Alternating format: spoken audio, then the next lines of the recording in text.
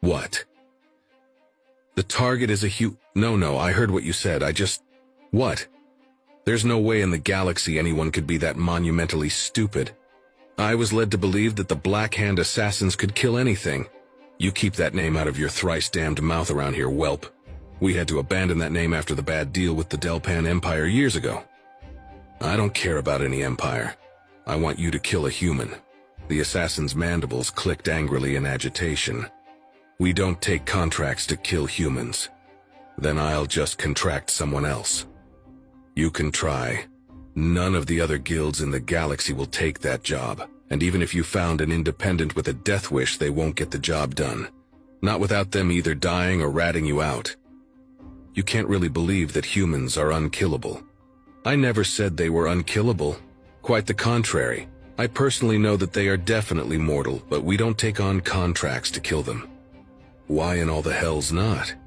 Because the only way to kill a human and live long enough to enjoy the money for the job is to drop a neutron bomb on them from orbit just to be safe. Then you grab the fastest ship you can and book it before the rest of the humans find out what you did. After that, I suggest finding a way to another galaxy and staying there for the rest of your miserable life. You're having me on. Tell me, does the planet you come from have compulsory education? What does that have to do with anything? Indulge me. Yes, 10 years of basically teaching our young how to be as obedient as a Rastion drone. Sounds about right for any government-run public education. You learn any history lessons there? Some. They must not teach galactic history then. Sit, buy a round, and I'll tell you why no assassin worth their blade will take on a contract to kill a human. The drinks were ordered, and the old assassin took a long drag on his before he turned to his new drinking companion. You remember I mentioned the Delpan Empire? Yes. What of it? Do you know what happened to them? Their empire broke after they poured too many resources into trying to tame a death world. That death world is the human cradle world. And the planet didn't break the Delpan. The humans did. How? The assassin took another long drag of his beer. The Delpan Empire used to rule this half of the galaxy. Hundreds of species and civilizations held in thrall or crushed into dust. Serve or die, that was the Delpan way. The council that presided over what wasn't Delpan territory back then could do little to stop the ever-churning war machine that drove Delpan expansion. They would posture and debate and even beg, but nothing they did could slow the inexorable march of the Delpan. System by system, the galaxy was falling under the rule of the Emperor. Then, they happened upon a system that was called Sol by its inhabitants. The name wasn't being used for any other system, so the Delpan let them keep it. The humans resided on the third planet in the system. Poor sods. They had just started really exploring their home system when the Delpan came knocking.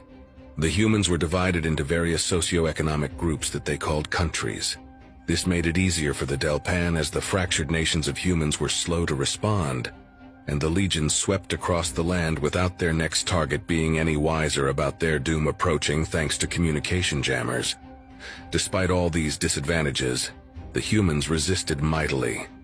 One galactic standard month. That's how long it took for the Delpan to claim dominion over the planet.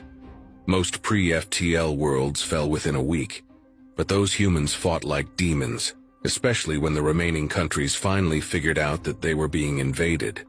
They even managed to bring the Delpan ground troops to a halt once, before reinforcements were dropped and the last bastion of resistance fell. From there it was the usual boring administrative tedium, splitting the new slaves into work groups and assigning them jobs that would ultimately benefit their new overlords. Many of the surviving humans were farmers and ranchers, so the Delpan let them do what they were good at. An army marches on its stomach, I believe is the old human saying. And the Delpan war machine was hungry indeed. A few 100,000 were taken off-world to work in the mines elsewhere. Those humans are unnaturally strong and durable due to the high gravity of their world, so they excelled at the dangerous task of mining. The worlds and species conquered by the Delpan usually followed a handful of events as though they were reading from the same script. First, there was a year or two where the overlords and administrators would have to be very liberal with the whip until the slaves learned the new order of things. Then there'd be a few years of relative peace, followed by a period of rebellions and uprisings 5 to 10 years after the initial conquest.